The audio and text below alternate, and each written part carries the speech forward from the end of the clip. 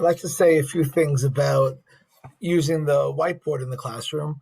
It's not something which is specific to Gemara per se, but there are some specific uses for Gemara. But it's true.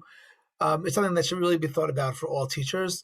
That do we use the whiteboard? How do we use it in the classes? Personally, and then the second layer to that question is: do you use slides or do you use the whiteboard?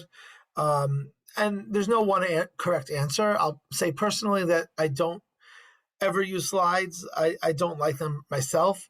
And the reason is because they are not dynamic. That you can't really change them during the class, and I prefer to use something which could be adapted and developed during the class lesson.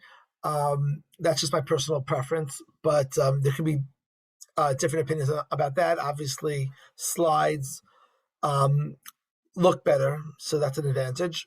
I don't know that they're more effective at helping students learn, but they're more effective in just being more appealing. And also, I prefer the low tech when there's no benefit to the high tech, so I don't need to rely on logging into a computer and having the projector work, which of course it should work. But to me, the best tool is the whiteboard with colored markers. I'd like to just highlight, I think, two bad uses of the board and try to talk a little bit about a better way to use the board. So the first bad way to use the board is this. It's incredible to see how many classes occur with zero use of the whiteboard. It just stays completely clean throughout the entire lesson. And it's very easy for a teacher to just not think of it and just not turn around to use it. And personally, I think that's a problem. I think the best way to overcome that is either to get into the habit of using it, or if that's difficult, to plan out before the lesson how the board is going to look. To write down on a piece of paper the design of your board, and then during the lesson, you're actually either before or during the lesson, you're actually writing exactly what you plan to. Of course, it's dynamic and it can change, but it would help us to plan it in order to not forget about the board. So that's the first thing you want to avoid, which is forgetting about the board entirely. The second thing that you want to do is avoid something like this, where the teacher writes down basically everything that comes to mind. This is okay. It's a dirty board, but it's also the teacher writes down every single word that seems important at the time, and then cumulatively looks like this.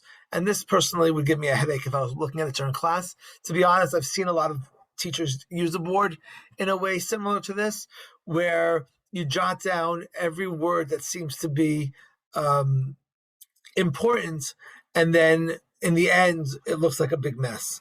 And I think that really the teacher needs to think about what's the end, what's the board going to look like at the end. There should be a certain vision of beginning to end, and not just, it can be adapted as you go along, but where do you want it to look like in the end?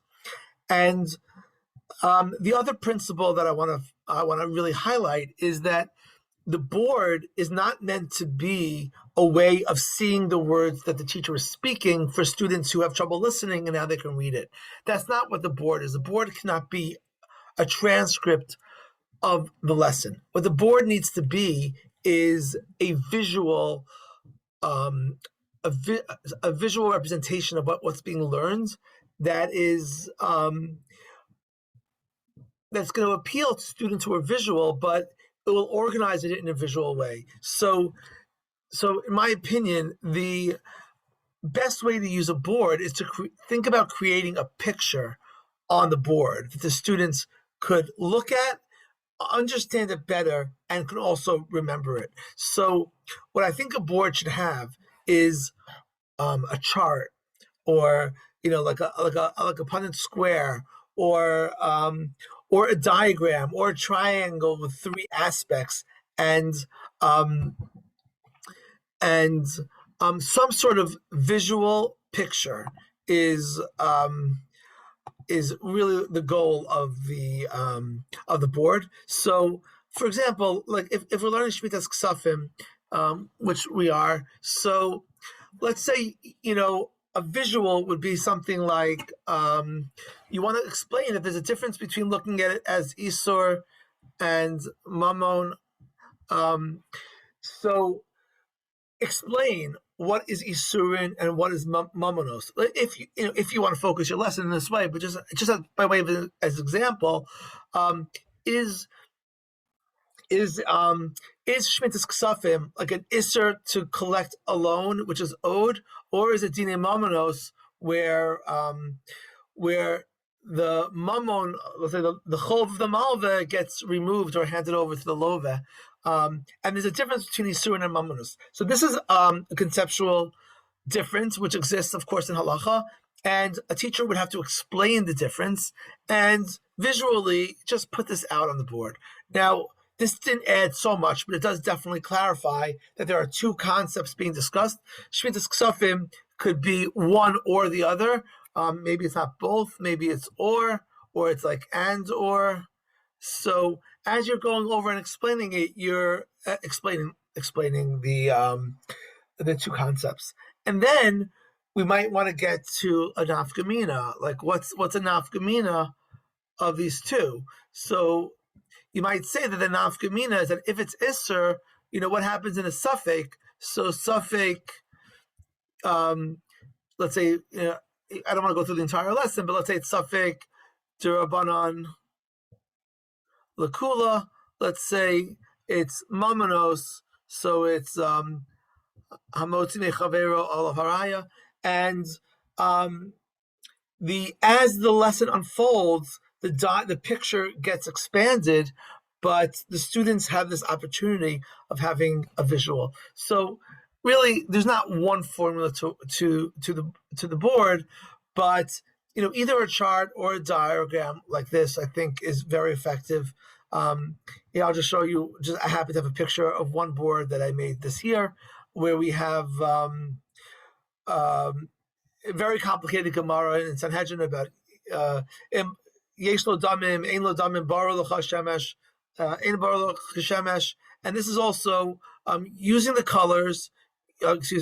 Using the diagram method, the av al ben, the ben al av, the ein lo damim, yesh lo damim, etc. We don't have to go through the whole lesson, but don't forget to use it. Use it as a picture. Use it as something which is a clarifier, which is a summarizer, which will help students remember the lesson, and just to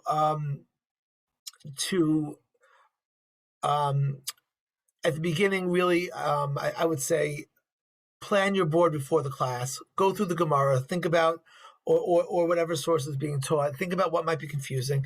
I'm not saying every single day it needs to be used, but there's a lot of uses for it. And I want to just encourage everyone to use it. So if you could just do me a favor and on the assignment in the Google Doc, just indicate that you watched this video. And if you have a question or a comment, you can leave it there. If not, but just indicate watch the video if you watch this video. Thank you for your attention.